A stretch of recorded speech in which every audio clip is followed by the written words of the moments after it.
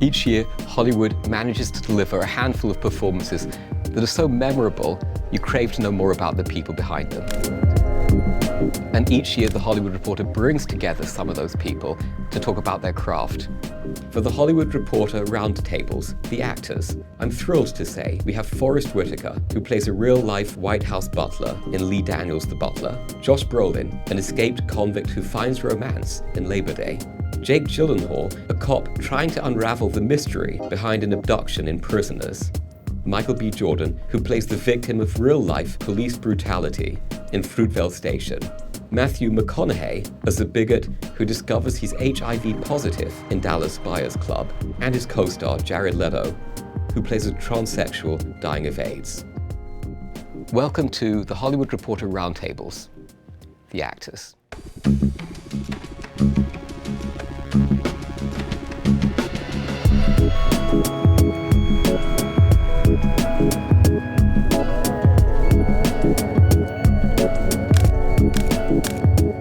Welcome to the Hollywood Reporter Roundtables. I'm Stephen Galloway, and I'd like to introduce my colleague Matt Bellany, and the actors, Michael B. Jordan, Jake Gyllenhaal, Jared Leto, Matthew McConaughey, Forrest Whitaker, and Josh Brolin. Thank you for being here.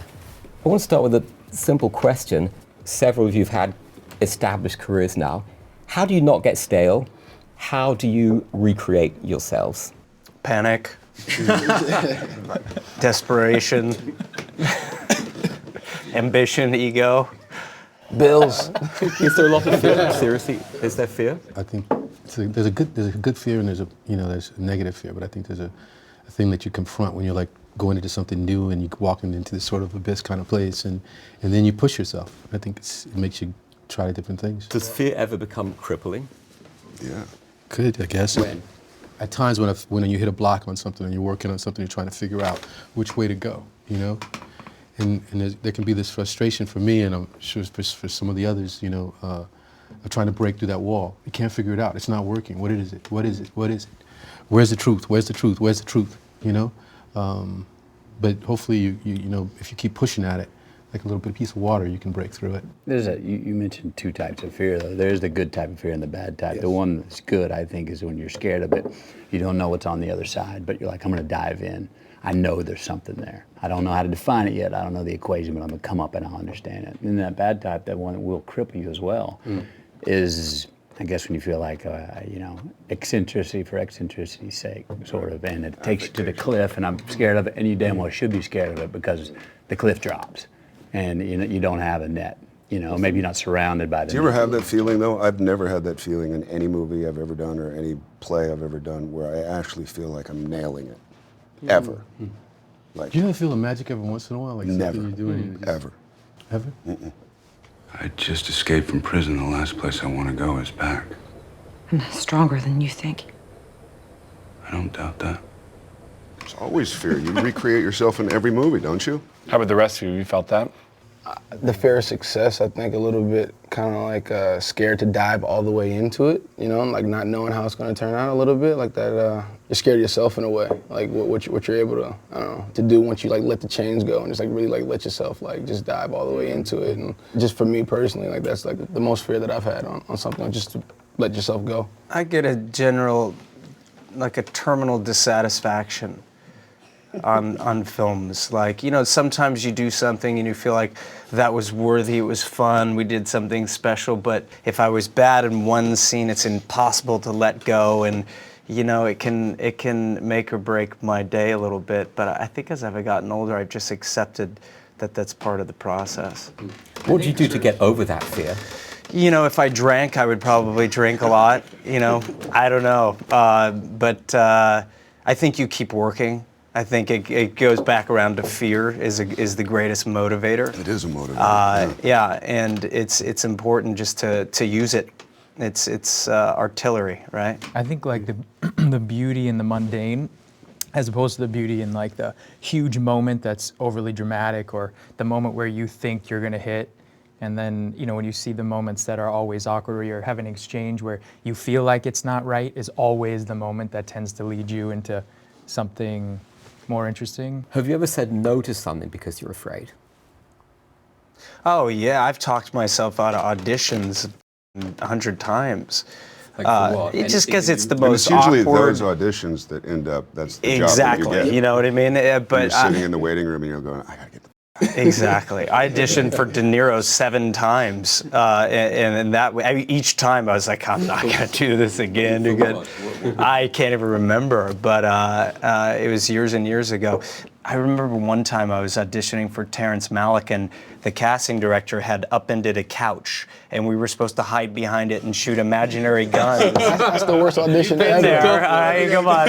Proper auditions is the worst. I hate. You know, and so it's easy to kind of let fear be like, you know, this is ridiculous. And in that audition, I literally stood up, took a few imaginary bullets. I'm sure I died in some weird world. And I said, I can't do this. This is like a bad high school play. I can't do it.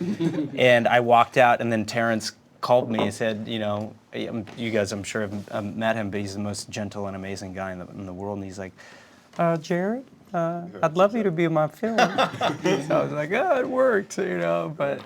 Has anyone ever thought of quitting acting altogether? I did for 6 years almost. 6 years you didn't work for? Yeah. Wow. I think it's only appropriate as an indulgent actor to think about quitting acting because it's such a intense job. Takes a lot from You did quit. Why? I did. Well, I was just doing other things. I was focusing on other passions, and time kind of flew by. So quit maybe not the right word, but making independent film, it can be heartbreaking.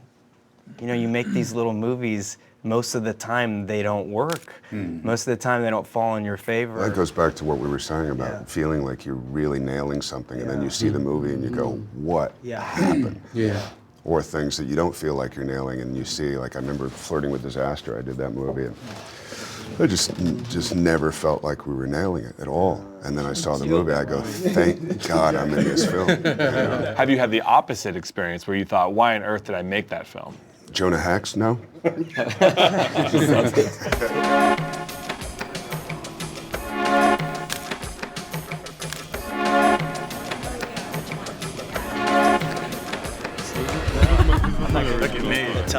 Matthew, you really reinvented your career. What went into that? Did you sort of have a moment where you said, I've got to change, I've got to do different films? I think you turned down a role that would have paid you $15 million. Was that a I heard turning that point? number. I don't think I ever saw that real offer, but it was a good offer. It makes for a And let better me story. just throw this in there. That same script at that number is a whole lot funnier than that same script. So not quite true? No, it may be true. It was there. But where was that moment when you said, I'm reinventing myself, I'm doing it now? It wasn't an offensive moment. First, it was sort of by process of elimination, which is for me in my life, I've noticed it that's the way I find what it is I do want to do. I said no to some things first, and I looked around and said, I'm paying rent, my kids are good. I got a son coming into the world, that's a great job. Let me do that for a while. Let me sit in the shadows for a while on my career side. And then, as the world works, some things started attracting me. I guess I became a good idea to some people for things that maybe they didn't see me as a good idea before, and I got a call from Soderbergh, William Friedkin. You know, Linklater and I are another story. We were hitting baseballs in Texas, and he goes, hey, I got the script, Bernie. But then Lee Daniels and I came in, so things kind of boomeranged and came back to me. And then I started to notice, I was like, okay, the things I was reading, I was like, these are stories that when I'm in the hotel and there's 20 selections, this is the first one I want to pick to watch as a viewer, as an audience. And they were all sort of anti-heroes, and I went and did them, and I got selfish, I guess is a good way to put it. You know, one, by just for myself, my own life, and then secondly, for my career. Did having kids have anything to do with that? Sure. You get younger with kids, you know. And I'm sure that gave me and has given me some sort of, you know, when you have kids, the first thing that hits you is that you have it's a natural law. You got one thing that's more important, and that sort of frees up a whole lot of other things. So I'm sure they've helped lower my handicap as an actor, for sure. This is my patient. You treating these people? Oh, they're treating themselves. With what? Vitamins, peptide T, DDC, anything but that poison you're hawking.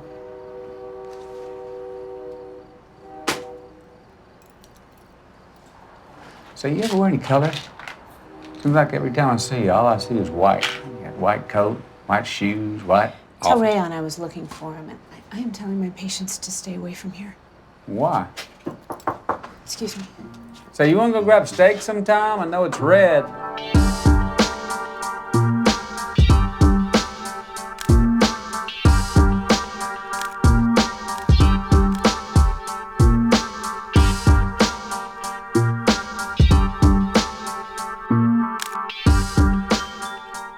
Do you guys ever feel like you guys have to stay out of your own way in your own career to kind of like, I mean, like in your guys' head, like as far as like what choices do you guys make, like what movies do you do? Like, do you guys feel like if you just step out of the equation and let the kind of universe bring it to you, is that ever an option? Do you guys ever like stop yourself from like? I usually end up doing the movies that I react most negatively to. You know, like Oliver coming to me and saying, "Do you want to do W?" And I was like, "Why the f I want to do that?" I mean, that seems ridiculous. You know, the guy's still in office, and then he kept following me, and he'd show up at a dinner, or I'd see him at the next table at a restaurant, and he was literally stalking me at some point. But I'm so happy that I did that movie, regardless of how I feel about the movie. I'm so happy that that I was able to kind of tackle that character, because I mean, why would you do that? Why not though? I mean, this is a character that's pretty complex, pretty interesting, and I mean, as an artist, I'm just curious. Yeah, but I think in the beginning, I thought, you know, what are you going to do? You can watch CNN and you can bash this guy, and because it's Oliver and whatever preconceived idea I had of Oliver, Sure. you know, that it was just going to be a big bash fest. And he did write that script, and I read that script, and I said, I'm not interested in that. And then we started talking about it, and I said, I am interested in finding out sociologically why this guy, first of all, how did he do it twice? And why does everybody want to have a beer with this guy? What's the psychology of that? So then we started to. So it was Oliver's point of view, like it was too narrow for you in the beginning. Yeah. Did you ever meet Bush? No. Would you have wanted to for that role? No Why? interest. Just not interested. Who are you interested in meeting? Who am I interested in? Matthew McConaughey, I've always wanted to meet. He has no interest in meeting you, it's strange. We used to live right next to each other. Do you remember that? Where was when that? you were going out with Oh, a girl. yes. That's right. Girl.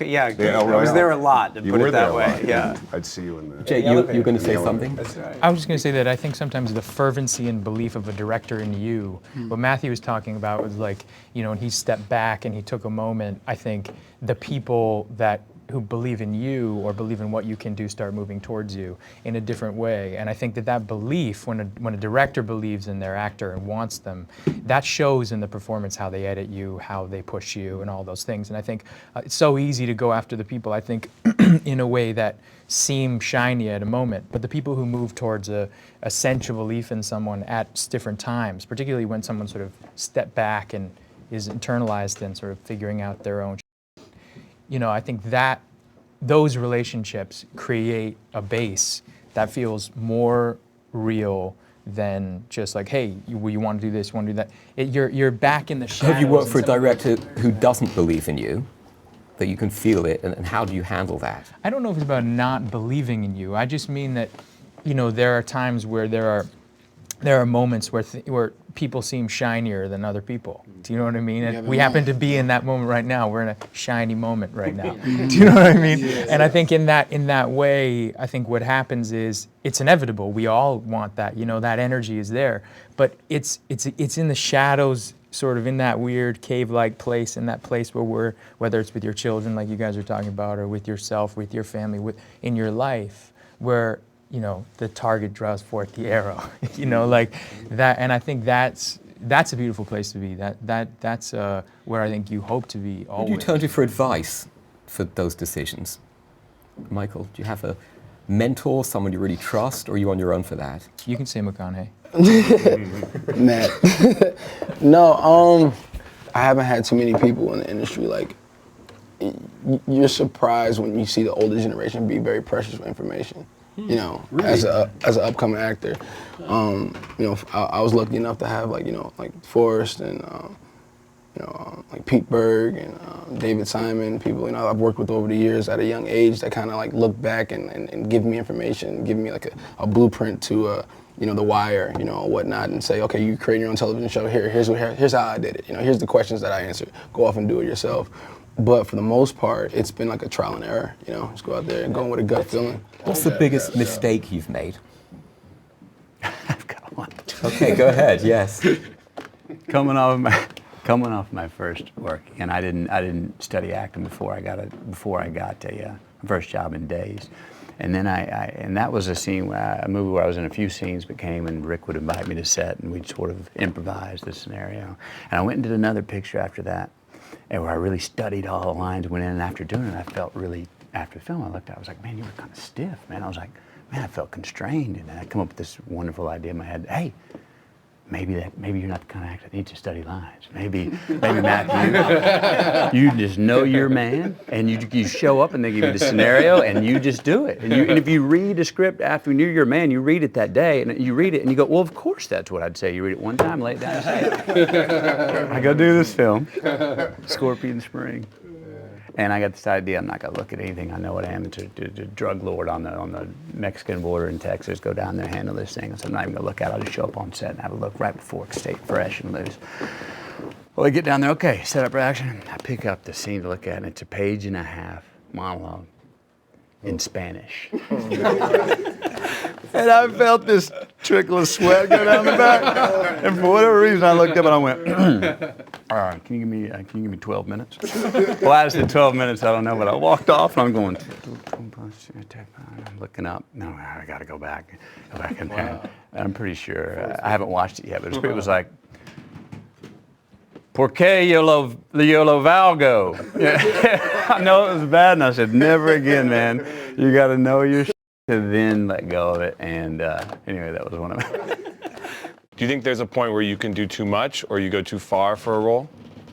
Well, you don't really know until afterwards, right? Yeah, but I mean, look, I think we've all seen performances, maybe some of our own, that you can definitely choreography can take over behavior and get in the way of it. I've seen performances that get over choreographed. I don't see the bloodline.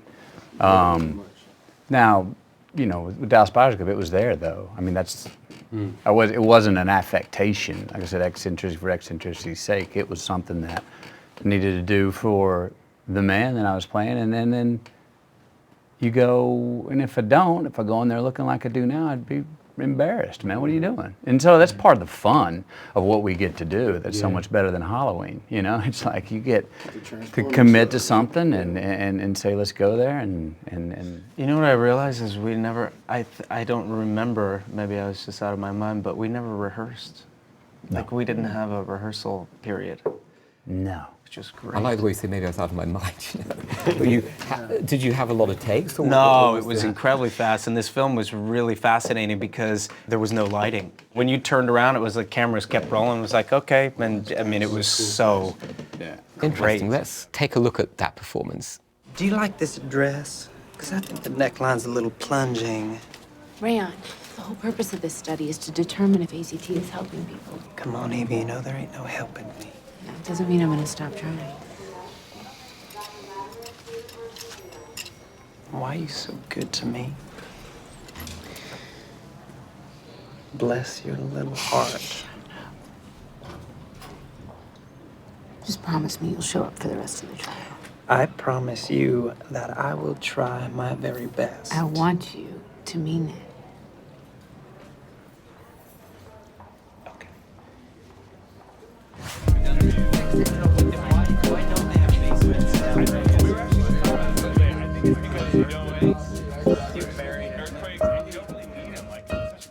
When you watch your performances, what's your biggest critique of yourself? I don't watch performance. I've seen a couple of my films only. And, I know that's kind of a cliche. Maybe people say that, and maybe people actually do that. But maybe there's... You've not seen any films you've been in? No, I've seen a couple. Yeah, I saw Requiem. Darren dragged me. I didn't want to see. I've never wanted to see a film that I was in. Have you seen Dallas Buyers? No. Do you plan to? And it was great because no looping.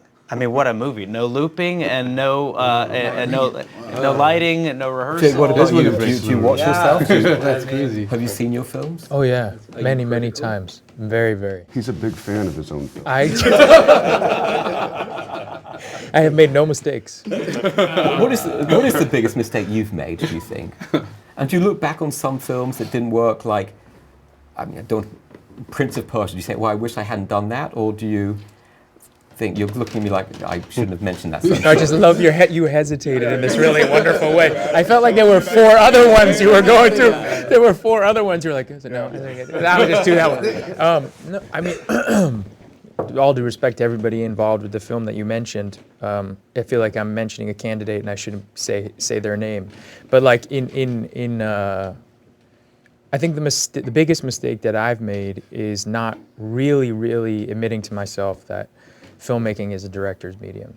So whatever it might be, whether I agree with it, whether I feel like it's not something that is up to par what I believed in my mind, like I have to believe in what they're doing. I did that in the past a lot, where I tried to force it into some vision I had thought it would be.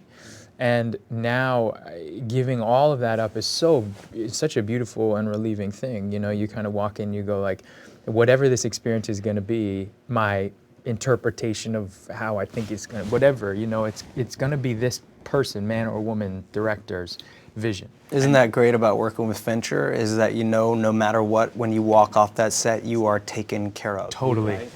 I mean, that's the most amazing feeling for an actor. But what's it like when you're on the set and you have to do 60 takes of a close-up? Oh, who cares? I mean, as long as you have someone fighting to make it great. I agree. That's what the difference is. I mean, apathy and just neglect or mediocrity or ego or anything. I mean, I've been on this set too with greatness that's been shattered by, you know, drugs and abuse and someone, you know, off in the corner smoking a joint when they should have been focusing on the project and the script. But that feeling is one of the best feelings in the world as an artist, to have that support from, but yeah, from you felt, you know, when you feel that, when you walk, sometimes you walk on set, even a cinematographer who shoots something and you go, I walk into their light and they're doing 50% of my job. You know, I mean, I walked into Roger Deakins' lighting in 2 different movies I made with him, and I didn't even feel like I had to give a performance. The man just, you know, you walk where he tells you to walk. His composition is so incredible that even in a close-up that you're just like, I'm taken care of. Yeah, there are no mistakes, you know. You put them in the woods? Where'd you put those girls? You hear me? Is this guy on? No, he's high or something. Get him in the car. Put him in the car! Walk! Go! Hey, call PSP. Tell them to send their scent dogs. And seal off the whole area, yeah? The entrance, all of it. All right? Yo, come with me. I was thinking of Deakins, and you know, the talent of directors, it makes the process much easier too. You know, before I was, you know, 7, 8 years ago, for the 20 years prior, I worked with a lot of people with not a massive amount of talent. And there was always ego, there was always fights, there was always, and all that. And with these great filmmakers, you just have, there's not a lot of ego. It's a lot more pleasurable, you know. But I've been lucky enough to, you know, working with the Coens and all that, to actually spend time watching them during the post-production process. Just kicking back on a couch and watching them edit. You know, it's great. They have 2 desks that are perpendicular, and Ethan is looking up the logbook or whatever, and he's picking the best takes. And then Joel is on the other desk, and then Ethan picks the best take. He hits a bell, bing, and then Joel looks up the left side of the computer, and he brings down the take and puts it in the, I mean, it's such a simple, amazing process to watch, yeah. When you worked on No Country for Old Men, when you saw the final film, was it different than what you'd expected going in? No, it was exactly what they intended. Yeah. It was such a pleasure. It's such a good movie. Yeah, it is. I seem to remember you had a terrible motorbike accident that you didn't tell them about when you did that film. I did. I lied to them. Yeah. I had the doctor lie to them. Wow. That it was going to heal in a week, when it was really a 3-month healing process or something. Something that looked like it could have been the biggest mistake. Yeah, right. What's the biggest lie the others have told directors? Biggest lie? Yeah. You lie as much as you can. I think Think of your best lie. I try. I think it was when I was auditioning for it was I forgot what production company had it at the time, but Tupac. They were getting ready to cast Tupac, and they were like, "Can you rap?" And I was just like, it was a stereotype. Like, yeah, of course I can rap. Sure, of course. You know, I mean, I've listened to Tupac growing up. Yeah, I know some of his songs, whatever. I auditioned for that too. I forgot I saw it. But I can rap. I know. Well, you talk about stereotypes. Everybody's saying this is the year of the black actor. How do you feel when you hear that? Are they right? Are they wrong? Is it offensive? Is it? I mean, I guess it depends on the individual, the person, how you take it. I think it's a strong year. Where you have more than the years that has passed. That there's like strong candidates for black films. I feel like it's cool to be part of that movement. I think so. I think it is a year for us for sure, and people are starting to pay a little bit more attention to it. Mom, you gotta tell her I love her. Tell her I ain't never gonna Tell her leave yourself. The next time you call home, you tell her yourself. Or better yet, let her come visit you here. Yeah, but I don't.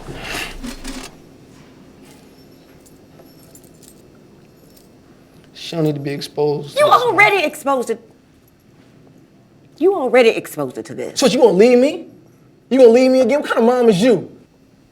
It's exciting to see like people getting to play like really complex and deep roles, from all cultures. The black films that are coming out of some of the performances are so strong and so powerful that it's exciting that we've moved forward as a culture, that we're allowing these films to be told and recognizing that they have like economic value, and also recognizing that these artists have a depth or scope of emotion inside of them that is more complex than they've been seen in the past, or that people have seen in the past. So I'm happy. I mean, I'm happy to watch. How much stereotyping do you think there is?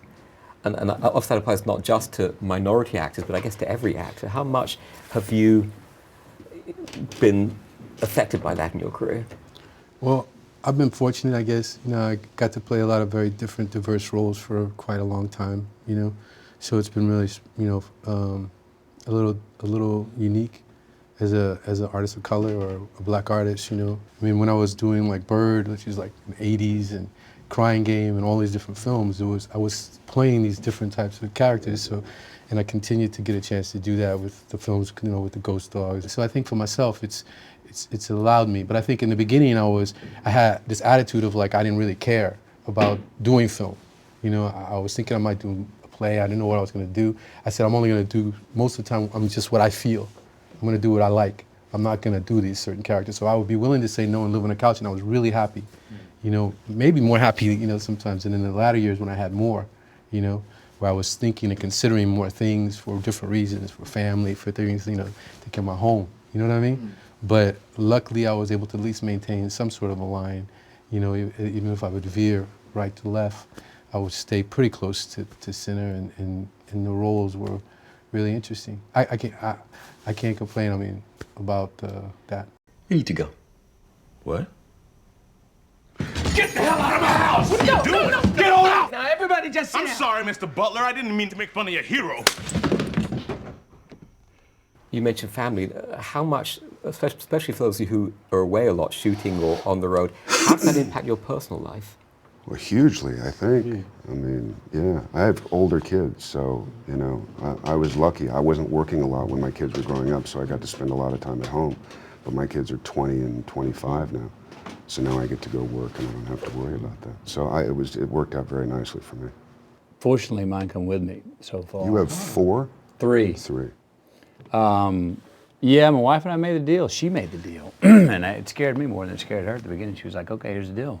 When Popeye goes to work, McConaughey's come with him. I was like, and I was used to my Airstream trailer solo, staying on myself. I was like,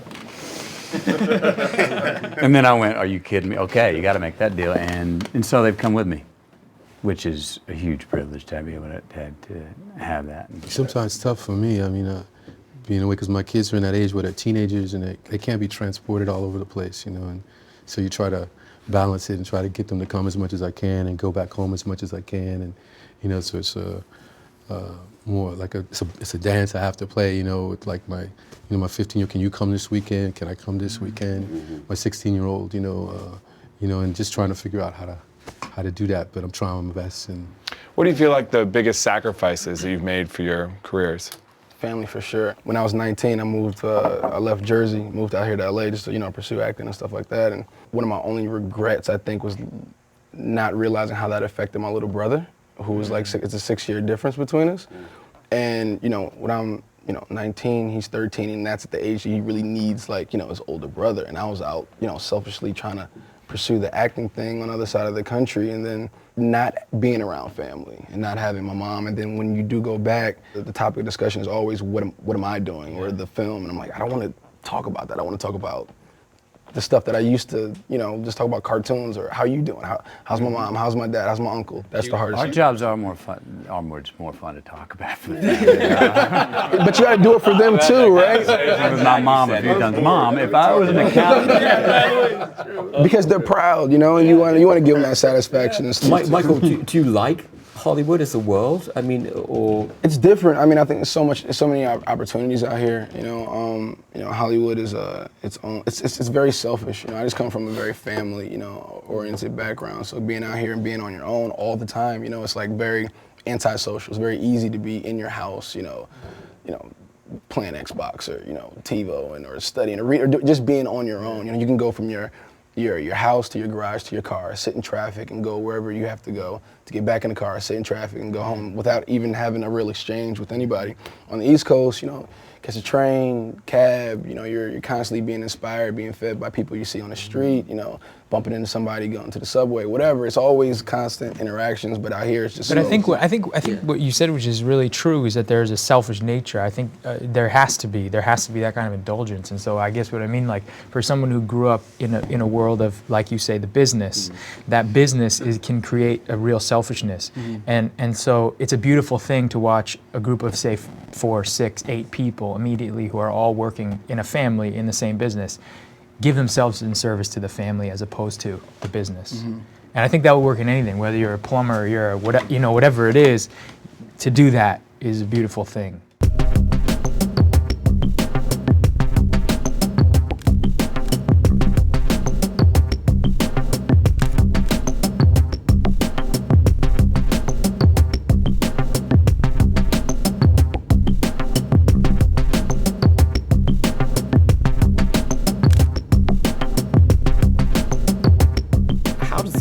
Compare with Hollywood. The rock world. It's just longer hair and I am shorter the speaker. I'm a representative of the rock and roll.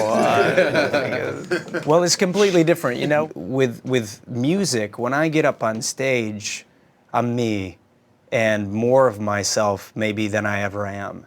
I think the big difference with acting is you're being a service, which is a great way to look at it, to a role, a script, a director, an editor, a cinematographer, your other actors. One, you're more of who you are, and then in the other, you're representing a role. You played transsexual in Dallas Buyers Club. What was the toughest thing about becoming that role? The waxing. Yes. I was smooth. The Brazilian wax. But I have to say, I had very nice calves. Yes. Did you shave your legs? I waxed my legs. Oh yeah, man, I was a pro. I didn't want that stubble growing back. And I remember I waxed my eyebrows too. And you hear these stories, you know, of people. You see the old lady who's got like 2 hairs left in her eyebrows. But I waxed them a couple of times through shooting, and you know, the third time that I did it, the makeup lady, "You sure you want to do this? Because I don't know. You know, I just don't know if they're going to come back, you know." Were you hesitant about taking that role? Yeah, I said no, definitely. They asked me to read the script a few times. I hadn't made a movie in a really long time. I mean, there's no exaggeration there. It was almost 6 years. This is the first one in 6 years. The first time I've made a film in 6 years. Do you get rusty? Probably. But I tell you what. Takes one good waxing. And one good waxing. You put on those high heels and you see that little bubble butt. It was more like a bone in my case, jut out, and you're all good. I tell you what, though, honest to God, I just kind of blew it off because I was busy, and I was in Berlin, and I remember hearing that Matthew was involved, and I think that was one of the most important elements, because I didn't know about the director, but I knew that Matthew was doing the project. And I knew he'd already started losing weight, and I had done that before as well. And you know, the great thing, weight, whatever, okay, you look skinny, wow, it's so crazy, you committed to, but the great thing about losing the weight is it sets the bar for yourself as well. If you make that commitment, you know you're gonna deliver. At least I do. And I thought, if this guy is willing to do this, there's gotta be something special, and I wanna get in the ring with him right now, because he's killing it. 3, 2, 1, action! I need security on the 4th floor right away. Yes, now! I did this Skype. It wasn't really an audition, but it's Skype with the director. It was kind of an audition. I just didn't read anything. It was a test, you know. But I used it as a test for both of us. And, you know, we connected via Skype. I was in Berlin. Easy to blow it off, though. Go back to the fear thing of like, I don't want to get, you know, sit here with some director and some little project that is going to break my heart again, which is another reason to take 5 years off after you've had your heart broken. You know, you pour everything that you have into something and it just doesn't work. Director drops the ball, doesn't, and, you know, who knows? But anyway, I did the Skype with Jean-Marc and I said, hi, how you doing? Vallée, the yeah, the director, and said, hi, how you doing? And I reached over and I got some lipstick and I put it on and undid I had a pea coat on, did the pea coat. This is on Skype? On Skype, which makes it all the more interesting, in my opinion. It'll also be on iTunes. Yes, so I take off this heavy winter coat and I have a little pink sweater on underneath, and I just started to feel it out, and I used it as a kind of a test for myself as well as him to see, okay, what do I have to offer in this space? And, you know, I flirted with him a little bit, woke up, and I got the job the next day. So. What's the strangest audition that others have had? Most interesting, craziest thing you've done? I did an audition for The Fly 2, and I was in New York. I was living in New York at the time, and I went in there, and you know, you read the thing, and he's in a cocoon, and he's transforming into whatever, into a fly. So I walked in, you know, and hello, Josh, nice to meet you. And I started reading, and I just figured, you know, I mean, you're in a cocoon, so you do the voice, and you're like, you know, doing your thing, man, acting. And I ended up on the floor, like frothing at the mouth, and I was really giving myself to it, you know, 1,000%. And they, you know, I finished, and they looked at me, and they were like, "Wow, man, like, wow, thank you, thank you." And I go, "You know, really, pleasure. Thanks for coming in." I said, and I got back to my apartment, and there was already a message on my machine that said, "What the f did you do in this? You scared them so badly." I said, "Well, did I get it?" And they're like, "No, like that will never happen." And then I saw, who was it who ended up doing it? Eric Stoltz, and I saw him, and the scene was, it was the same thing. So I don't know what I did wrong. That was the worst audition I ever did. Others? I've had so many bad auditions. I think I already said mine, hiding behind a couch with an imaginary gun, shooting bullets at imaginary enemies. I'm not good with props either. Props in audition, it's not real to me. In my head, it feels like I'm doing a bad play, and it just never works out. There's a Lee Tamahori film. Was it Mulholland Falls? Did he do that? Did he do that, right? Went for a read on that, and it was for the part of the heavy. I think Chris Penn played it, I think. And it was over in Santa Monica somewhere, and I went in there, and I did my audition, but I knew going out, man, I was like, damn it, you kind of gave 80%. You didn't kind of go there. And I got in my truck and drove, and I was driving north, and I was like, you know, turned around, U-turned, came back in, and I said, you got to. Driving back, I was like, you don't go in and introduce yourself anymore. You. So I went in.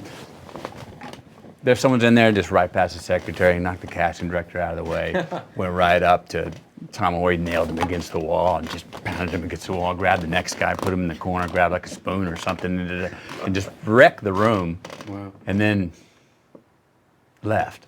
I didn't hear back from them. It didn't work out, but I did sleep better that night, knowing that, all right, at least that may have been really embarrassing, may have worked, maybe not, But then again, you may have gotten the part had you not gone back. No, I know I didn't get it on that first. I remember auditioning for Lord of the Rings and going in and not being told that we had to have a British accent, and I was there for Peter Jackson, and I remember there were all these, because there was no dialogue and there was no, like, they had just given all the sides, and I remember getting a call from my agent I was in college and they said, "My God, we have the role for you. You are a hobbit." I remember him saying that to me. I was like, okay. And which I've later discovered is actually true. But I didn't know at the time that I was. But I remember going in and I didn't know I didn't really have any lines, but I had like one line. I was like, "Oh, the ring" or something. And then a couple of lines, and it wasn't in a British accent. But I remember having to like open up the case and see the ring and do it, and I did it horribly. Is this for Frodo? Yeah, doing it horribly. I really do remember not understanding. And Peter Jackson saying to me, "You know that you have to do this in a British accent." And I said, "Well, there are 4 lines." He said, "Why don't you come back?" And actually, the what we heard back was it was literally like one of the worst auditions he'd ever seen. It was really. I mean, there's so much insecurity, and you're so vulnerable as an actor. How do you get over that? How do you? I mean, there's so much rejection all the time. You know, I've read about people, you know, interesting directors that spend time with people rather than audition, and you know, I think maybe that would be really nice. But it is an incredibly strange process. If you've had some success, to go in and kind of let your ego and let your pride maybe get affected. I think whenever you get to audition, it takes you right back to what you actually do. It's like, you know, it takes away all that. Some directors are pretty good at it. I mean, they make it really, they take the awkwardness out of it. But then, you know, I mean, but it is definitely something I would never want to do again if I didn't have to. I don't know how accurate it is, auditioning and what that person can, you know, I didn't start working until I started shooting my own auditions. I literally started filming my own auditions and then I started working. And before that, how do you do that? Do you have a cameraman friend or something? Yeah, exactly. Why do you think that is? Put it together on iMovie or something. And just the pressure of being in the room, or maybe. Oh, you would cut it too? Meryl Poster at Miramax, I remember like 10 years ago, said, "You and Benicio del Toro were notoriously the worst auditioners we've ever seen." That's good company. Why? Yeah, right. I don't know. Some people, I just feel like some actors, when you're on the opposite end of it too, like if you're sitting there reading with other actors, like isn't it amazing to say, the feeling that I know that I've learned from that process is once I've gotten the role and then I'm reading with people, is that you want someone to come in and kill it. Right. Like that's all you want. Right. And I think as an actor coming in and not knowing that, you always feel judged. But I think the real feeling on the opposite end is just like, please come in and kill this. Like please come in and be the thing that's the most extraordinary thing. And some actors, I'd be like, "Hey, you want to go outside and you want to read?" And they'd be like, no, I want to go in. I want to read with you outside. And I'm like, "Oh, okay, so yeah, let's go. You know, I think everybody's different.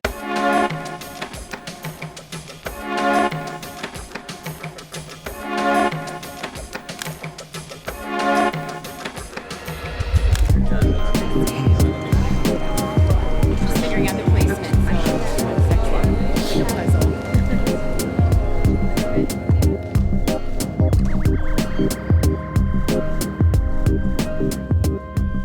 I've found there's a certain vitality that comes with not getting to know that well the people that I'm working with, and 2 reasons. The gap from my romantic idea of what it could be or who they might be is usually even better than maybe, or I'm more impressed with that than maybe than what they are. I learned this. Chris Cooper was in a film I did, Time to Kill, small role up there, and I remember him being on set. And it was a very jovial, everyone was talking to everybody, and I remember being on set and kind of in the corner, he's like, shook his hand.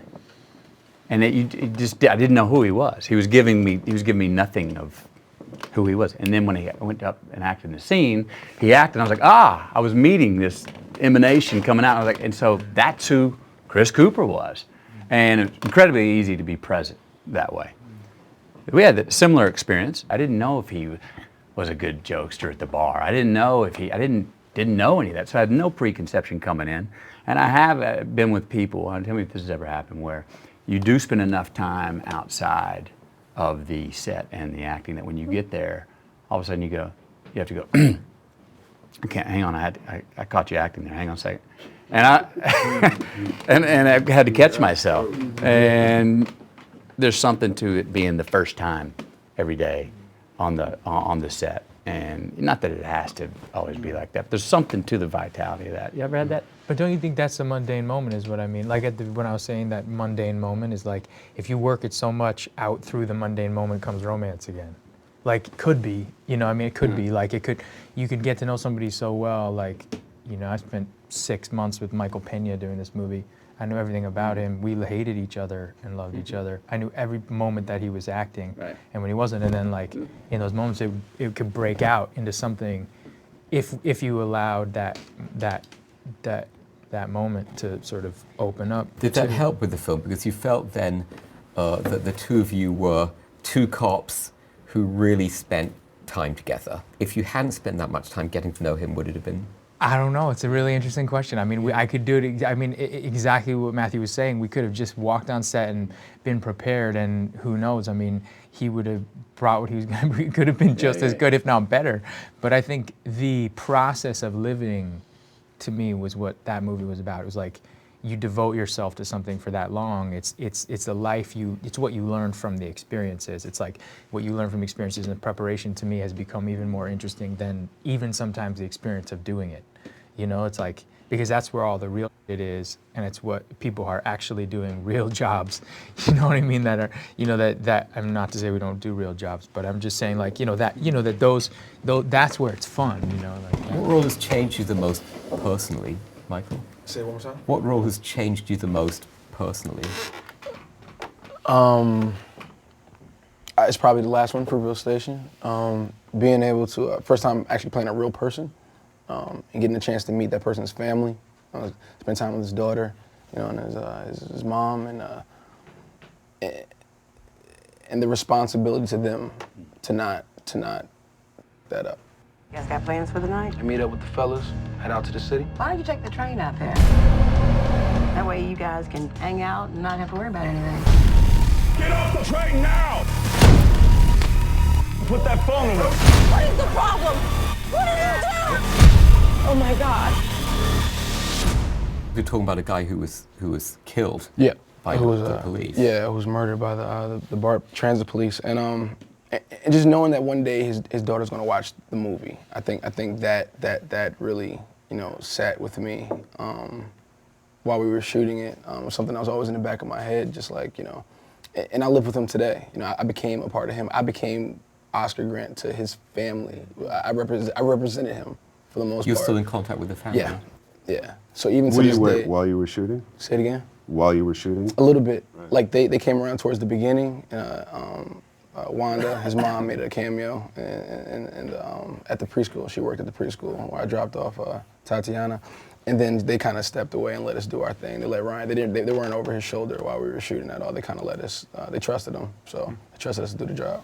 Forrest, were you in contact with the family of the butler? I talked to his son, you know, and different people around him. There was a lot of people who knew him, so it was we spoke a lot. He came to set, actually. He gave me some ideas, you know, because as I was interviewing people to try to understand just a way of thinking, you know what I mean, and how to deal with them. And it influenced me in some ways, the way I was looking at my son, you know, and helped fill in like some of the holes that I needed to fill in. Yeah, I did. But I got most of the work like from a lot of the other research and a lot of the technical things, you know, as far as you know, butlers, as far as what service means, as far as historical facts, you know, and the people around that, as far as you know, just understanding the region, the place, and the history. Like I say, I think the history played an organic space for me. You know, like what was going on during certain times became a part of my body or my being. You know, it would affect the way I would shift and change, you know what I mean, to the next phase, you know. So I think some of those people who helped me understand that really influenced me deeply, as well as Charles, who's his son, who's depicted in the film, but you know, fictionalized actually. I'd like to invite you to the state dinner next week. I'm gonna be there, Miss Reagan? No. Not as a butler, Cecil. I'm inviting you as a guest.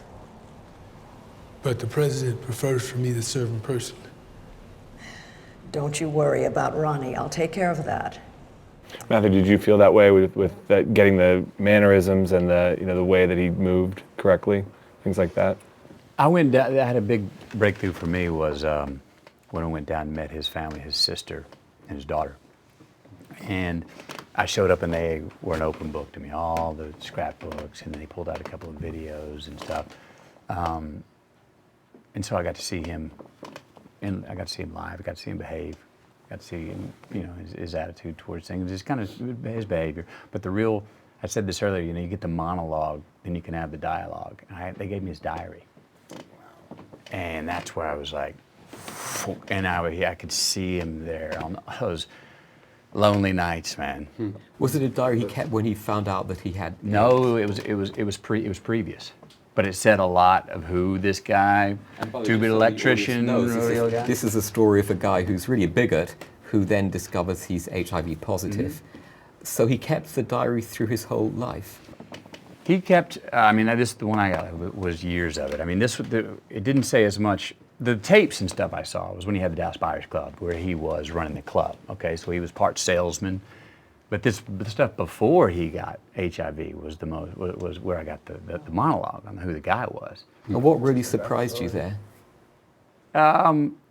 Nothing surprised me. It's just what it told me about who he was and how I know people like that. Here's a two-bit electrician, and I say two-bit, but he's trying to, you know, make ends meet, man. You could tell he kept his numbers down to the quarter, man, and everything was really, really immaculately organized. I had to put $6 of gas in there because I only got $2.22 left in that budget for the week, you know. And you could tell he got up 6 o'clock in the morning, tucked in, got ready for work, got his pager, made sure the battery was charged, and sat around and waited for someone to call for his services. And then he had that company across town that had 12 guys working for him, and they were getting all the work because they could do it cheaper than him.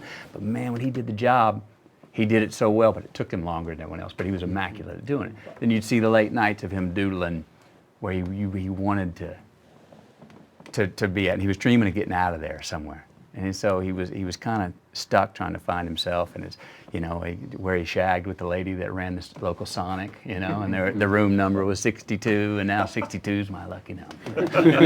do you keep a diary? Personally? Yeah. Oh, you do? Yeah. Interesting. Last question, we have to wrap up.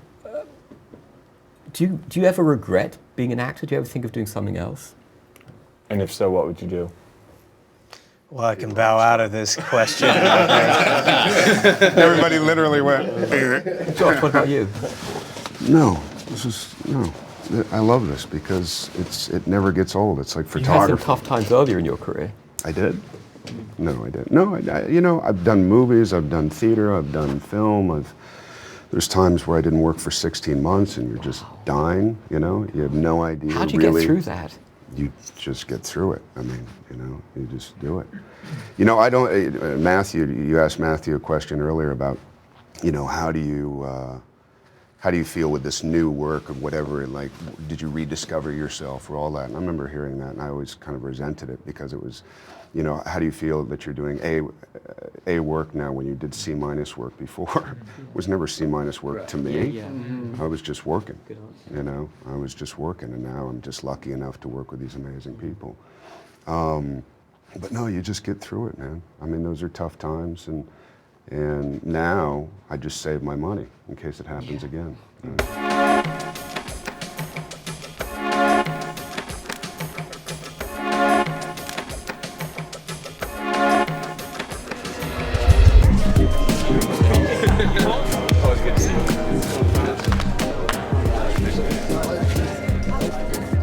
I'd like to thank everyone who's here: Michael B. Jordan, Jake Gyllenhaal, Jared Leto, Matthew McConaughey, Forrest Whitaker, Josh Brolin for taking part in the Hollywood Reporter Roundtable series. Thanks, guys.